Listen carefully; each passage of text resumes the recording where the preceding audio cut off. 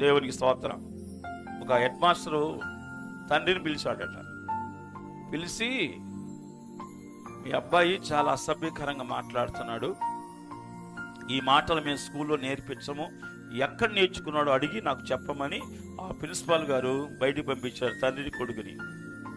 కనుక్కొని చెప్పని వాళ్ళ అబ్బాయిని తీసుకెళ్ళాడు బయటికి.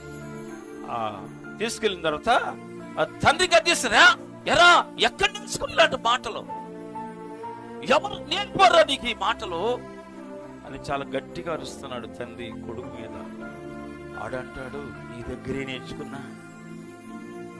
ఏంటంట, నీ దగ్గర నేను నేర్పించాను నీకు అని తండ్రి చాలా కోపంగా ఊగిపోతూ అరుస్తున్నాడు. అవును, రాత్రుల్లో నువ్వు తాగి వచ్చి తిడతావు చూసి అమ్మనే అవన్నీ నేను నేర్చుకున్నాను. ఒక్కసారి